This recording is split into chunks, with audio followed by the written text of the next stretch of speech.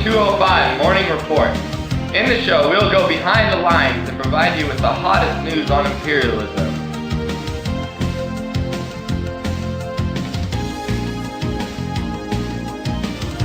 On today's show, we'll talk about how recently European nations have been dividing up continents across the globe. This has been occurring recently in Berlin, Germany, where European powers have fought over Africa and how to split it. Fighting broke out recently between European nations on whose land was whose. To avoid bloodshed, European powers met at an international conference in Berlin, Germany, which happened to not take place in Africa, but in fact in Germany. No African powers were invited. Now over to the conference, where Dave has live coverage. Clearly, negotiations are going well. I'm standing outside the very room in which negotiations have been taking place between the European powers. Any minute now, representatives from each country should be exiting through this door. Oh, I've just received word King Leopold should be coming any second now.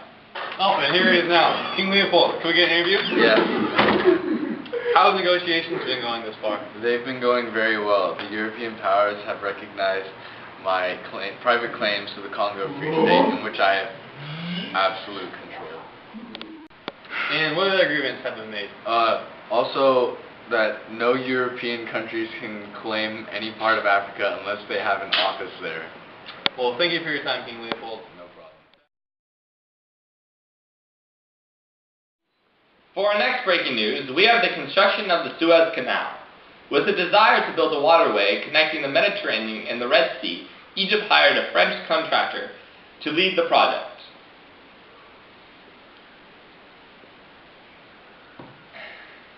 The project has been underway for the last couple of years. However, with Egypt unable to pay back money to the countries it had borrowed money from for the building of the canal, Egypt was forced to sell shares of the canal to Britain, resulting in the formation of a British protectorate of Egypt.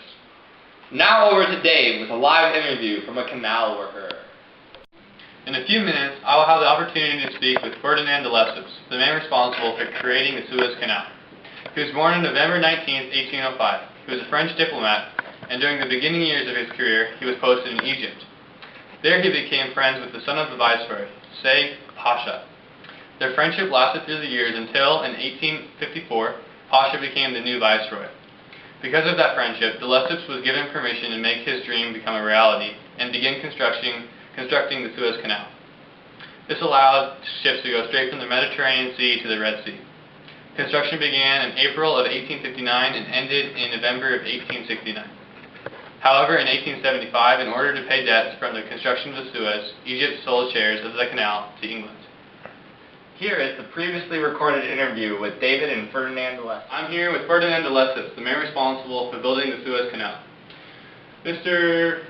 Lesseps, how long did it take you to complete construction of the Suez Canal? More or less 11 years. Okay, and how many people were working on it for that period of time? I'd say probably about 30,000 people. Okay. There's been some controversy surrounding your using forced labor to create the Suez Canal. What are your thoughts? It was the only way to get the job done, even though Britain condemned me for it. Well, thank you for your time, Mr. Lesseps. With imperialism on the rise, Western language and culture spread to nations across the world. With Western influence came oppression towards natives in their homeland. However, some nations were positively modernized.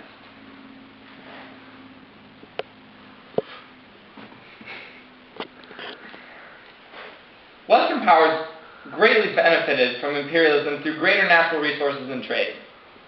Well, folks, this sums up our today's broadcast of the Q205 News.